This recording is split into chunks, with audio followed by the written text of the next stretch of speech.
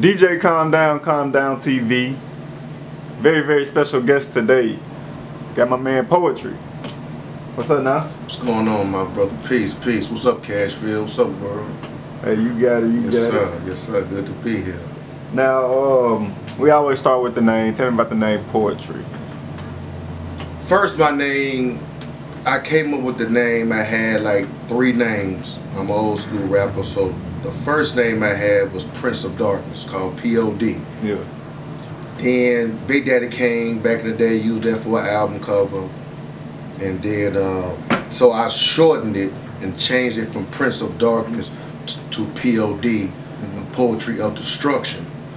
Then in early 2000, I just cut the of destruction and just kept poetry.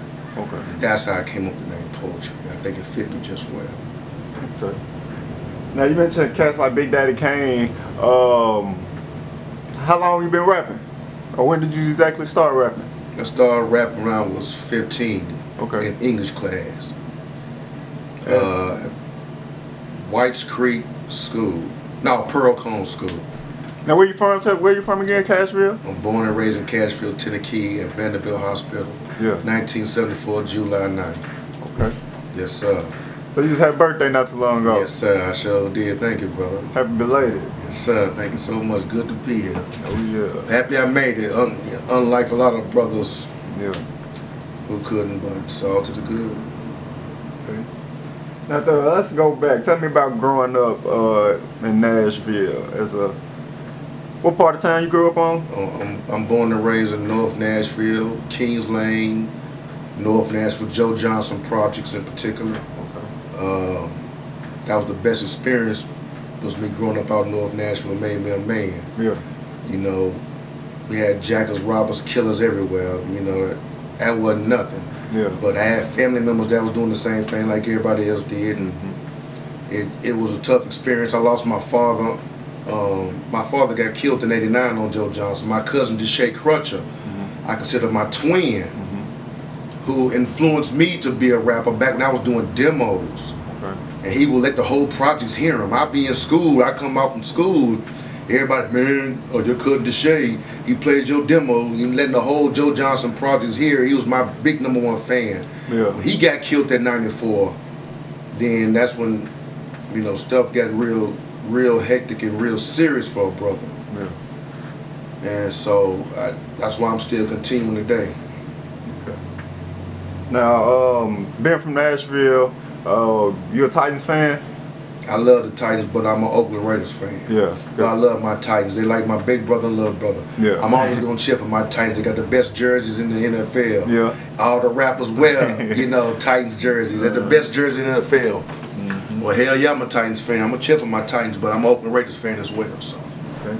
So, now, I ain't gonna talk about sports too much, but it's cool. With being that the one of the most talked about switches of the summer is LeBron going to the Lakers. I bleed LeBron James. Let me say that. I've been with LeBron James since I first saw his high school game on ESPN in '03. Okay. I don't care if he played for the Nashville, you know, Milky Booties. I don't care what team he goes to. He elevates every team.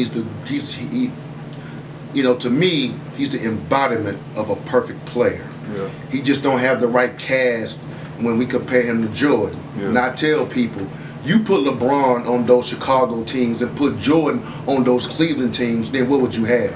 So for LeBron to not have no support, and still can take a weak team at least to a championship and try to win, that's enough right there. He can pass, dribble, shoot, dunk. He's a highlight machine. Yeah. I mean, he's the ultimate beast, whether you like him or don't like him. He don't get in a lot of, you know, trouble like you see Jordan did with the gambling shit and all that crap. You know, I mean, LeBron has a family structured, you know, type of people behind him. And I think recently he opened up a school or a center somewhere in Akron, Ohio. So I think I did see a little bit about that, yeah. Right. You know, you don't hear Jordan do that. You know, Jordan invests, you know, in penitentiaries and stuff like that. He says that he don't care. You know, when the question was asked to him, how you feel about black people getting killed over your tennis shoes, he said, well, white people buy my, you know, shoes too. So, you know, you got one brother like LeBron who's advocate of what's going on in today's politics and all the corruption that's going on with the I Can't Breathe shirts. Michael Jordan wears suits and ties, smoke his cigars, and just act, you know, Caucasian. It's all good. Definitely. But a lot of people say that the league in sports has changed a lot as far as maybe how tough or hardcore the sport used to be versus now. But of course, basketball or football? I think it's opposite with football versus basketball. But basically, I feel like basketball. Well, of course, they say basketball people used to you could rough them up a little bit more than you can now. Yeah, you got a lot more fouling. Yeah, right. I watched that generation when when the Detroit Pistons made Jordan what he was. Those 3 years, they roughed up Michael Jordan. Michael couldn't come in and do all those reverse moves because you had, you know, Dennis Rodman, then you had, you know, Bill Laimbeer, and you know, you had Isaiah Thomas was putting that defense on him. I mean, that whole team that Detroit had made Michael Jordan. So it was rough back in the day. You had to be a stone soldier. You had Charles Barkley, you had Patrick Ewing, you had Elijah. I mean, you had some Charles Oakley. I mean, you had some stallions back then. Yeah. And it didn't take no kindly come to the paint back then. Even in Dr. J's era, it was kind of rough. But in the '80s was basically rough. I grew up as a LA Lakers fan. Magic Johnson, my idol. Couldn't stand the Boston Celtics. I don't like them now. But when every time the Lakers would play the Celtics back in the '80s in championships, they get to fighting with them, man. We go to school fighting white boys, you know what I'm saying? Because we couldn't stand the Boston Celtics, you know what I'm saying? But yeah, it was rough. I mean, it was a real sport. It was realer then. You know, Steph Curry, he couldn't play in that era. Nah. He wouldn't score number like maybe 8 points in that era. Yeah. But LeBron could.